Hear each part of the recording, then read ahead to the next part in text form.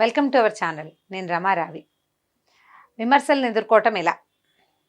విమర్శలు అంటే పెద్దవి కాదండి, చిన్న చిన్నవి కూడా. పొద్దున్నే లేస్తాం, కాఫీ బాగుండలేదు, అదో విమర్శ. పాలు సరిపోలేదు, లేదా పంచదార ఎక్కువైంది, అది కాకపోతే డికాక్షన్ ఎక్కువైంది. వీటిని ఎలా ఎదుర్కొంటామండి? అక్కడి నుంచి మొదలుపెట్టి అంత చిన్న దాని దగ్గర నుంచి కూర బాగోలేదు, చారు బాగోలేదు, ఈ చీర నీకు సూట్ కాలేదు, ఇదేం హెయిర్ స్టైలు ఇలా ఉంది, నీ జుట్టు ఈ మధ్య బాగుండట్లేదు, నీ మొహం బాగుండలేదు, మీరేమిటి ఈ మధ్య ఎప్పుడు చూసినా ఇలాగే దిగాలుగా కనపడుతున్నారు. వీటితో పాటుగా మీ పనితనంలో ఉన్న ప్రతి విషయాన్ని, ఆఫీసులు ఉద్యోగస్తులైతే ఉద్యోగాల్లో విమర్శలు, చుట్టుపక్కల వాళ్ళ తలా ఒక రకంగా, ఆవిడేమిటో అలా చేస్తుంది ఇలా చేస్తుంది, ఇట్లాంటి వాటిని ఎదుర్కోవటం ఎంత కష్టం అండి. ఇప్పుడు రోజువారీ అంటే దైనందిన జీవితంలో ఈ చిన్న చిన్న విమర్శ, చిన్న అవతల వాళ్ళు మన హేళన చేస్తున్నారేమోనన్న భావాన్ని ఎదుర్కోవటం చాలా కష్టసాధ్యమైన సంగతి. దీనికి చాలా స్ట్రాంగ్ పర్సనాలిటీస్ కావాలి. ఇవాళ రేపు స్ట్రాంగ్ పర్సనాలిటీతోటే మన కథ నడుస్తుంది. మనం ఎప్పుడు వీక్ అయినా మన కథ మొదటికి వస్తుంది. ఎప్పుడు 24 గంటలు సన్నద్ధంగా ఉండాలి, ముఖ్యంగా స్త్రీలు. ఇవి కాకుండా ఏ సినిమాల్లోనో యాక్ట్ చేస్తాం, ఏ టీవీ ఛానల్, ఇప్పుడు నాలాగా ఏ యూట్యూబ్లోనో ఏదో ఒకటి చెప్తారు, ఏ కథలో రాస్తారు, వాళ్ళకి విమర్శలు ఇంకా విపరీతంగా ఉంటాయి. ఇప్పుడు విమర్శ ఎప్పుడు వస్తుంది? బాగుంటేనో బాగుండకపోతేనో. ఒకటి, అవతల వాళ్ళు మనని సరిదిద్దాలన్న ఉద్దేశంలో ఉన్నప్పుడైనా రావచ్చు, లేకపోతే మనని చూసి ఓర్వలేనప్పుడైనా రావచ్చు.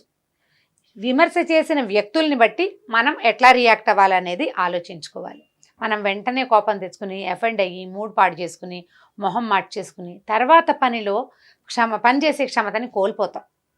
పొద్దున కాఫీ దగ్గర మొదలైన విమర్శతోటి మూడ్ ఆఫ్ అయిందా, రోజంతా మూడ్ ఆఫే కదా.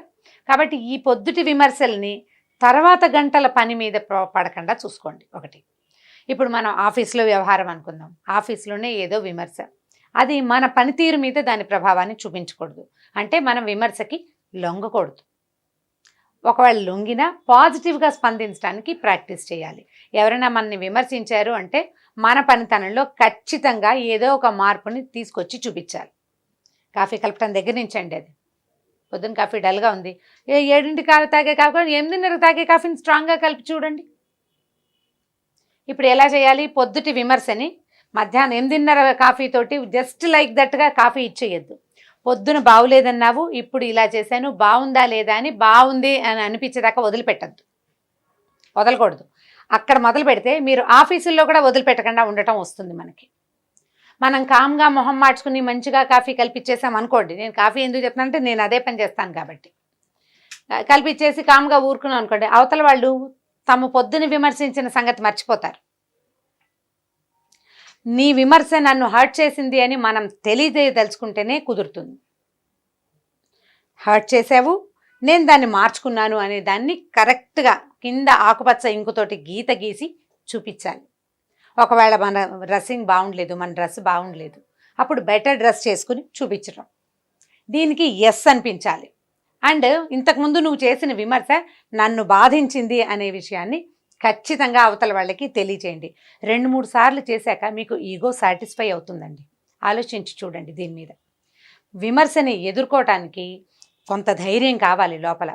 ఒక్కసారి కనుక దాన్ని తిప్పికొట్టగలిగే ప్రయత్నం చేశామా మనం ఈజీగా తీసుకోగలుగుతాం. ఒక 4-5 సార్లు చేశాక వీళ్ళకి నేను నిరూపించేదేంటి గాడిద గుడ్డు, నా సంగతి నేను చూసుకుంటానని మనమే మన మీద నిర్భరతగా ధైర్యంగా ఉండగలుగుతాం.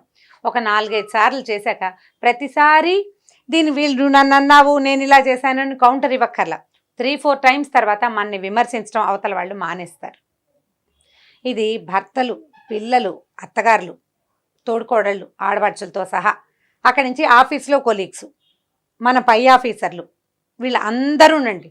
ఎవరినైనా సరే 2 సార్లు రిటార్ట్ చేయండి, 3 సార్లు కనీసం. తర్వాత వాళ్ళు మిమ్మల్ని విమర్శించడం మానేస్తారు.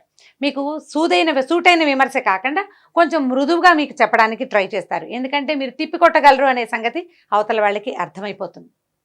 ధైర్యంగా చేయండి మొదటిసారి చేసేటప్పుడే. మళ్ళీ తత్తరబిత్తరలాడి మొహమాట పడ్డారా, ఇంకేం లేదు, ఎప్పుడు దొరికిపోతూనే ఉంటారు.